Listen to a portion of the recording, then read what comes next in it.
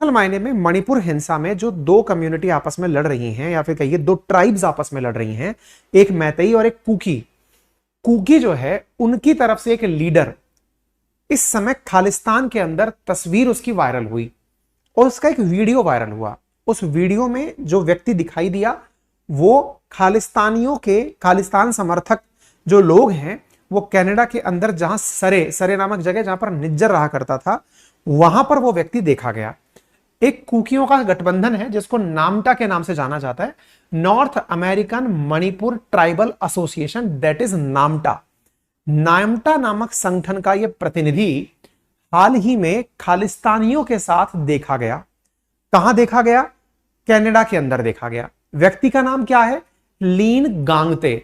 यह कौन है?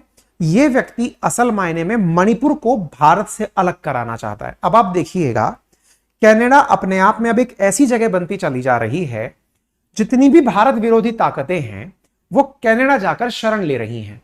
इसका सीधा सा अर्थ यही निकाला जाए, निज्जर हो, पन्नू हो या एनआईए के मोस्ट वांटेड हो, उन सबका कनेक्शन कहीं ना कहीं कनाडा से है। हाल ही में जिस नामटा की हम बात कर रहे हैं, जिसके लीन गागते की हम बात कर रहे हैं, ये मणिपुर को अलग देश के रूप में देखना चाहता है। ये रहा वो व्यक्ति आपको तस्वीरों में दिखाई दे रहा है। ये जहां पर है भाषण दे रहा है, ये कोई गुरुद्वारा है, कनाडा के अंदर है, और यहां पर निज्जर निज्जर इसी गुरुद्वारा से कनेक्टेड रहा है, ये व्यक्ति यहां पर भाषण देता हुआ पाया जा रहा है। ये व्यक्ति कह रहा है कि मणिपुर की बात को पूरी दुनिया में भारत के प्रधानमंत्री ने नहीं उठाया। हम खालिस्तान का समर्थन करते हैं, आप हमारा समर्थन करिए। ऐसी न्यूज कहां से निकल कर आई? ऐसी न्यूज निकल कर आई एनडीटीवी के माध्यम से। उसमें क्या कहा गया? उसमें कहा गया कि गांगते ने कनाडा के गुरुद्वारे में आयोजित कार्यक्रम में भारत विरोधी भाषण दिया। जिस तरह से आप लोग खालिस्तान की मांग कर रहे हैं, उसी तरह हम भी मणिपुर के लिए लड़ रहे हैं। मणिपुर में हमारे समुदाय के नेताओं को सरकार मिटा देना चाहती है, उन्हें कनाडा के अंदर राजनीतिक शरण दी जानी चाहिए। अब इस तरह से ये जो व्यक्ति लीन गांगते हैं, ये जब वहां जाकर के कनाडा में जाकर खालिस्तानियों से ये कहता है कि आप अपने लिए अलग मांग कर रहे हैं, हम अपने लिए अलग मांग कर रहे हैं, दोनों, ये तो वो वाली बात हो गई, दुश्मन का दुश्मन दोस्त होता है। तो ऐसी स्थिति में भाई साहब ये तो दोस्ती वाला राग आ गया। और ये रास्ता किसने अपनाया है? तो कुकी कम्युनिटी का कोई लीडर है, उसके द्वारा अपनाया गया है।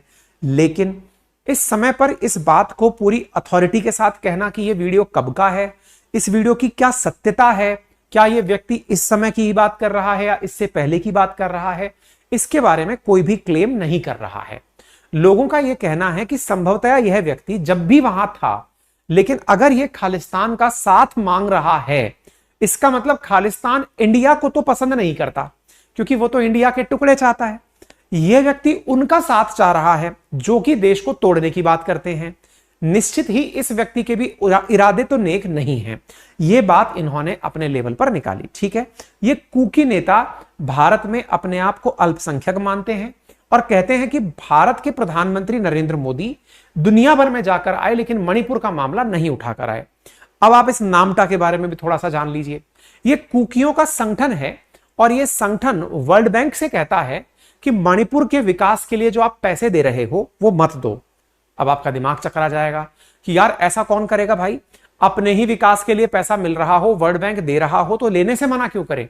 इनको लगता है इस पैसे का उपयोग कुकियों को थोड़ी, मैतेई को भी मिल सकता है। इससे अच्छा है मत ही दो, आप रहने ही दो, वर्ल्ड बैंक वाले अपने साथ पैसे ले जाओ, हमें जरूरत नहीं है। ऐसा भी इस नामटा के द्वारा जानकारी निकल कर आई है। नामटा का काम क्या है? ये दुनिया भर में रह करके कुकियों के लिए समर्थन जुटाता है। कहां पर? और आपको मालूम होना चाहिए कुकीज के बारे में जो बड़ी बात निकल कर आई थी कि जिस समय दंगे शुरू हुए उस समय नागा और कुकियों के पास में गन थी, राइफल्स थी, वेपन्स थे। कहां से आए? तो पता चला कि जो म्यांमार से बॉर्डर इनका लगता है, म्यांमार से बहुत सारे रिफ्यूजीज इंडिया में मणिपुर बॉर्डर में एंट्री कर गए और यहां पर अवैध रूप से ओपियम कल्टीवेशन होता है, अफीम की खेती होती है, जिससे इनके पास ड्रग्स बेचकर पैसा आता है और उन पैसे से ये लोग वेपन खरीदते हैं। अब ये लोग करते क्या हैं? ये लोग, आप इससे देख सकते हैं कि जब जस्टिन ट्रूडो ने निज्जर की बात उठाई तो नामटा उसको रिट्वीट करके समर्थन दिया था कि देखो भाई हम भी आपके साथ हैं। अच्छा, अब इनके ऊपर आते हैं। ये जनाब निज्जर की हत्या की बात उठाकर केवल एक लाइन बोले थे कि हम फ्रीडम ऑफ स्पीच की बात कर रहे हैं। नामटा इनके फ्रीडम ऑफ स्पीच का समर्थन करता है। इंटरेस्टिंग बात देखिए, अगर कल को इस प्रकार से तो देश का हर व्यक्ति जिसकी अपनी जाति है, जिसका अपना धर्म है, जिसकी अपनी क्षेत्रीयता है, जिसका अपना रंग है, जिसकी अपनी भाषा है, जिसकी अपनी अलग अपनी कल्चरल आइडेंटिटी है, संभवतः वो हर व्यक्ति अपना देश मांगने लगेगा। हमारे देश में तो इतनी सारी विविधताएं हैं, धर्म के आधार पर विविधताएं हैं, क्षेत्र के आधार पर विविधताएं, रंग के आधार पर, वर्ग के आधार पर कई तरह की डाइवर्सिटी है। इंडिया में तो असमानता में ही देश चलता है।